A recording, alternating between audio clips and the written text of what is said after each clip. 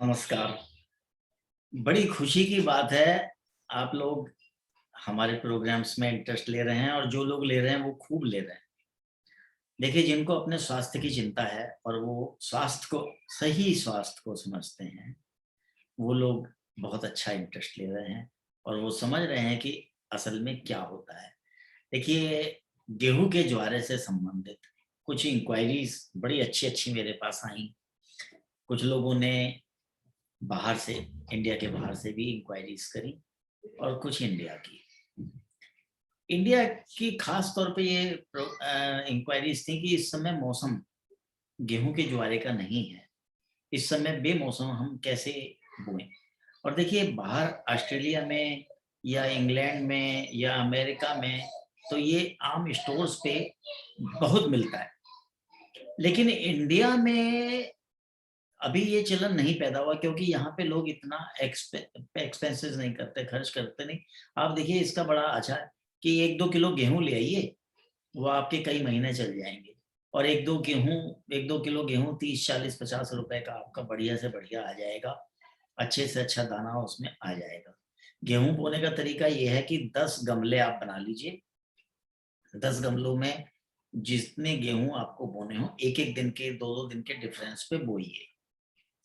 और मिट्टी कैसे तैयार करनी है, गमला कैसे तैयार करना है, ये आप इंटरनेट पे जाके उनसे संबंधित लोगों के जो वीडियोज़ पड़े हों, उनको खंगाल लीजिएगा। मैं यहाँ पे उतना समय नहीं दे पाऊँगा और मुझे शायद उतनी नॉलेज भी नहीं हो, तो आपको वहाँ से ज़्यादा अच्छी नॉलेज मेरे मुकाबले मिल जाएगी।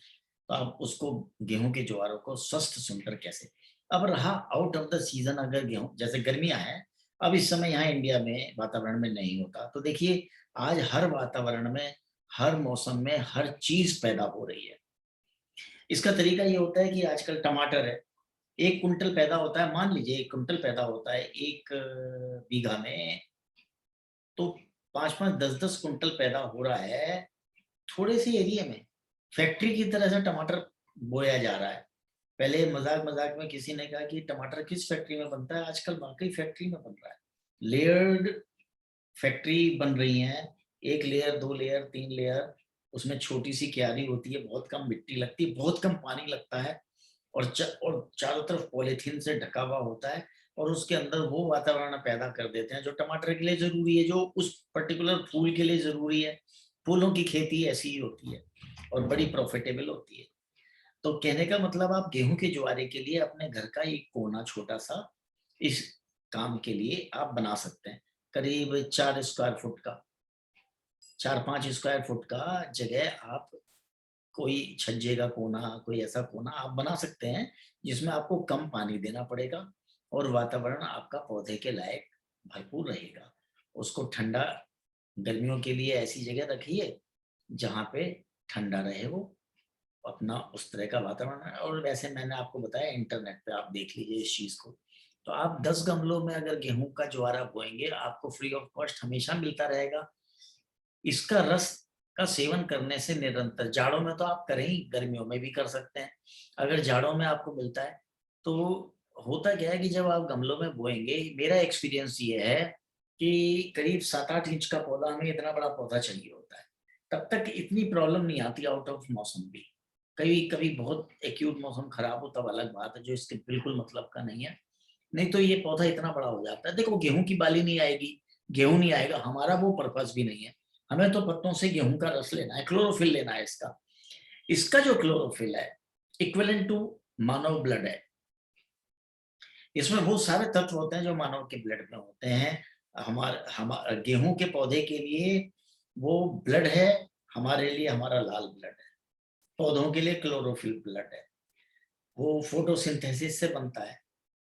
तो ये इतना अच्छा होता है कंज़्यूम करने के लिए। अब अगर हम गेहूँ के ज्वारे का रस लेते हैं, वो इतना उत्तम क्वालिटी का होता है। वैसे तो हर पत्तों में क्लोरोफिल है, मेथी में है, इसीलिए कहते हैं मेथी खाओ, पालक में है, चौलाई में है और चीज़ों में भी है। लेकिन गेहूँ के पत्तों का, गेहूँ के पौधों का रस सर्वोत्तम क्वालिटी और सबसे नज़दीक हमारे वो है मानव ब्लड के और सबसे ज़्यादा और सबसे तेज़ी से, और ये देखा गया है एक्सपीरियंस में, कैंसर से निजात दिलाने में सबसे ज़्यादा फ़ायदा करता है। अब रही, देखिए हमारे पास डिग्री नहीं होती, किसी भी नेचुरोपैथ के पास ये कोई ऑथराइज़्ड डिग्री नहीं होती है, कि हम उसको दावे से कह सकें आओ इंस्टीट्यूट खुले हुए हैं और दावे से तुम हमारे यहाँ इलाज करा लो। ये हमें एक्सपीरियंस से पता है कि जिन लोगों ने रिस्क ली और किया है वो 100% क्योर होके गए। उनको कोई रिस्क नहीं हुआ और करीब-करीब फ्री में वो ठीक हो गए, करीब-करीब फ्री में। मैं आपसे लाख रुपया ले लूँ अपनी सेवाओं का, वो अलग बात है। दवाइयों का खर्चा केवल यही होता है गेहूँ का पौधा, ज़्यादा कुछ नहीं होता। तो इसमें और आफ्टर इफेक्ट कुछ नहीं है। कीमोथेरेपी होती है, वो होते हैं, बाल उड़ जाते हैं, पता नहीं आदमी को क्या-क्या झेलना पड़ता है, लाखों रुपया खर्च होता है। ये फ्री की चिकित्सा होती है, लेकिन ये सारा का सारा डिस्क्रिप्शन आपका है, निर्णय आपका है और आपको लिख के देना पड़ता है कि भई ये मेरी टोटल रिस्क है, वो तो हर जगह देना पड़ता है। कौन सी गारंटी वो लोग ले लेते हैं, कोई नहीं लेता गारंटी किसी के जीने-मरने की। लेकिन ये देखा गया है, हमारे देखे हुए लोग हैं, हमारे सुने हुए लोग हैं इस तरह के, और कुछ लोगों से हमारी बात भी हुई जिनको कैंसर ठीक हो गए, अगर उन्होंने शुरू में ही केयर ले ली। एक बार आपने एलोपैथी के ट्रीटमेंट शुरू कर दिए और उसमें चले गए और थोड़ा-सा एडवांस में चले गए और ऑपरेशन जैसी चीज़ या कीमोथेरेपी जैसी चीज़ शुरू कर दी, उसके बाद ये इलाज कारगर नहीं होता। उससे पहले पहली बात तो जो लोग इस तरह के प्राकृतिक वातावरण में रहते हैं, चलते हैं, उनको ये बीमारियाँ, ब्लड कैंसर की नौबत आती ही नहीं। सेकेंडरी चीज़ मैं ये कहना चाहूँगा, क्या आपने कभी अनुभव किया, ऐसे लोग आपके संपर्क में आए जिनको ब्लड कैंसर हुआ हो, तो आप उनसे पूछिएगा, उनकी आदत ये रही होगी कि शुरू में ही जैसे ही 99 बुखार हुआ, 100 बुखार हुआ, उन्होंने फट से गोली ले ली बुखार उतारने की। ये जो भूल है, ये ब्लड कैंसर की शुरुआत कर देती है, जिसका हमें नहीं पता लगता 15-20 साल पर, 25 साल तक भी, पता नहीं लगता। लेकिन ये बीज उसी दिन पड़ जाता है जब हम बुखार उतारने की अप्राकृतिक तरीके अपनाते हैं। भाइयों, मेरी गुजारिश है कि बुखार उतारने के लिए अप्राकृतिक तरीके मत आजमाइए। पानी की पट्टी या 2 या 3 दिन का सहन करना आज आपका बहुत अच्छा है। आज आपकी उम्र 25 साल है, 30 साल है, 35 साल है, आपको बुखार होते हैं। आप ये 2 या 3 दिन सहन कर लेते हैं, उस बुखार को उतर जाने देते हैं स्वतः ही, या अगर ज़्यादा तंग कर रहा है तो प्राकृतिक तरीके से बुखार को उतार देते हैं। केरोसिन या अन्य बुखार उतारने की दवाइयाँ आप नहीं लेते हैं, अगर कोई केस ज़्यादा ही ना बिगड़ रहा हो, कफ भी हो गया, ये भी हो गया, वो भी हो गया, देखिए ये सब आपके डिस्क्रिप्शन पे है। हम फिर भी कहते हैं कि ज़िम्मेवारी कोई नहीं लेगा इस मामले में, क्योंकि उनके पास, हमारे पास डिग्री नहीं होती। ये आपके ऊपर डिपेंड करता है कि आप कितना मानते हैं और क्या करते हैं। हम लीगली कोई गारंटी नहीं लेते हैं। ये आपको स्पष्ट कर दिया जाता है पहले ही। तो अगर आप बुखार को तरीके से उतारेंगे, तो इंशाअल्लाह कभी आपको ब्लड कैंसर की नौबत ही नहीं आएगी। मेरा अनुभव ये कहता है, ब्लड कैंसर उन लोगों को ज़्यादा देखा गया है, हमारे पास कोई रिटेन डॉक्यूमेंट्स नहीं है, हमने कोई एक सिलसिलेवार पीएचडी करने के लिए रिकॉर्डिंग नहीं की हुई है, इसलिए कोई ये बात माने ना, मेरा अनुभव है, मैंने इसमें पहले लिखा है, ये मेरे अनुभव में, मेरा अनुभव है कि जिन लोगों ने बुखार उतारने की दवाइयाँ ज़्यादा खाई होती हैं, उनको ब्लड कैंसर बड़ी जल्दी होता है। क्यों होता है?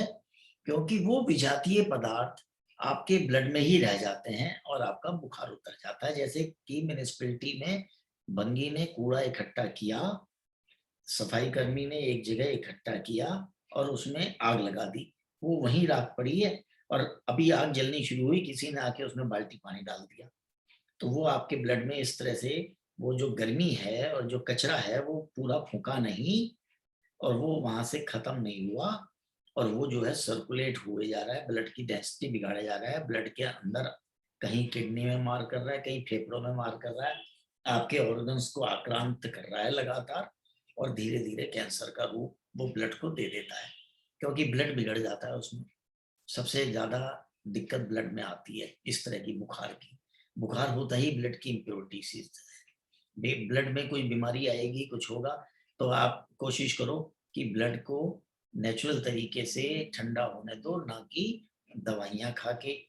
और उसके बाद डेली रूटीन में जिन दिनों ये आपको पोषण, आप जब नॉर्मल होते हैं, तब आप जितना पोषण लेते हैं वो आपके शरीर को लगता है।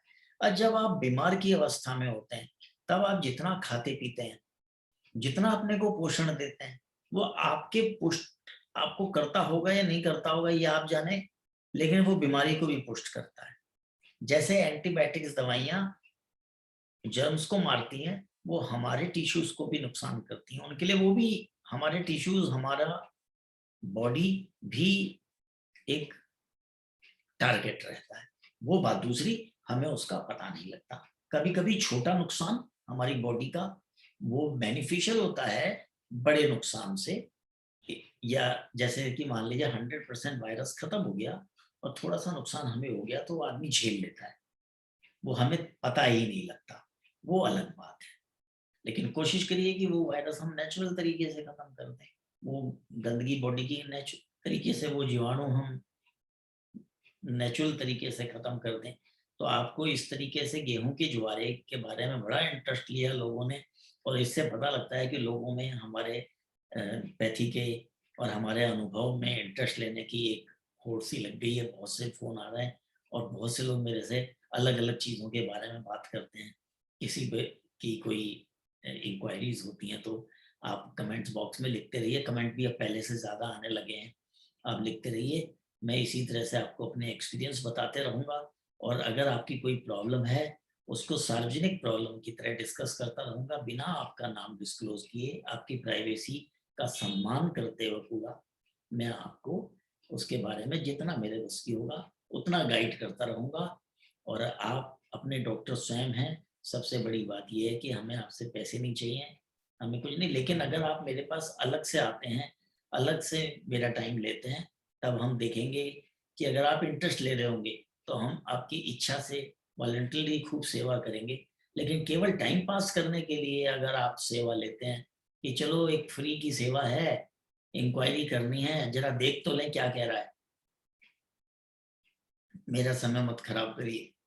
ना मैं इसलिए हूँ कि जस्ट एक क्यूरियोसिटी, यार करना तो है नहीं, लाओ देखें तो सही क्या कह रहा है। ऐसा मत करिए, इसको सीरियसली लीजिए, आप फ़ायदे में रहेंगे। नमस्कार।